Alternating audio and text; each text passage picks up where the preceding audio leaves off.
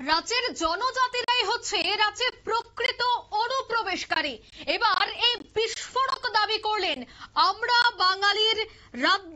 বাঙালি দলের রাজ্য সচিব গৌরাঙ্গ রুদ্রপাল। পাশাপাশি তীব্রাবধান দলের বিরুদ্ধে প্রচন্ড ক্ষোভ প্রকাশ তিনি করেন।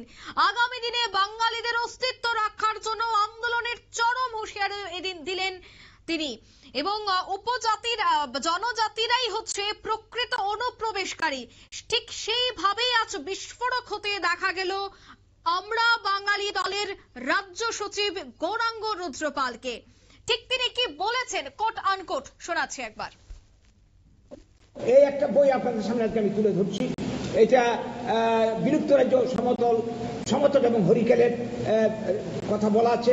এই বইয়ের যিনি লেখক জহর আচার্যি, তিনি তথ্য প্রমাণ দিয়ে দেখিয়েছেন যে পঞ্চদশ শতাব্দীর আগে এই ত্রিপুরার যে কোনো উপজাতি রাজত্ব ছিল না। পঞ্চদশ শতাব্দীতে আমরা যে ইতিহাস পেয়েছি, ত্রিপুরার সবচেয়ে যে প্রথম রাজা, তার নাম হচ্ছে রত্নমাণিক্য, যার পূর্ব নাম ছিল রত্নফা, তার পূর্বপুরুষের নাম হচ্ছে মুচাংপা। এই তারা এসছে পঞ্চদশ শতাব্দীতে দুর্ভিক্ষ তাড়িত হয়ে বর্তমান যে মায়ানমার বা ব্রহ্মদেশ, সেখান থেকে। তার আগে এদের আদি বাসস্থান ছিল মঙ্গোলিয়া।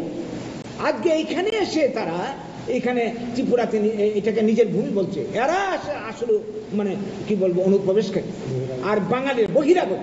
আর বাঙালিদের আদি জায়গা হচ্ছে ভারতবর্ষ, এই বাংলা। বাঙালিরা এখানকার ভূমিপুত্র। সেই জায়গাতে আজকে আমাদেরকে এইভাবে অপমানসূচক কথাবার্তা বলা হচ্ছে এবং এই কথাগুলি সমর্থন যুগে যাচ্ছে সব কটা দল, শাসক দল থেকে শুরু করে সিপিএম, কংগ্রেস, যার জন্য এরা এত শক্তি পাচ্ছে। এই জায়গায় দাঁড়িয়ে আমরা পরিষ্কার ঘোষণা দিতে চাই, এই ধরনের অপমানজনক কথাবার্তা আমরা আর মেনে নেব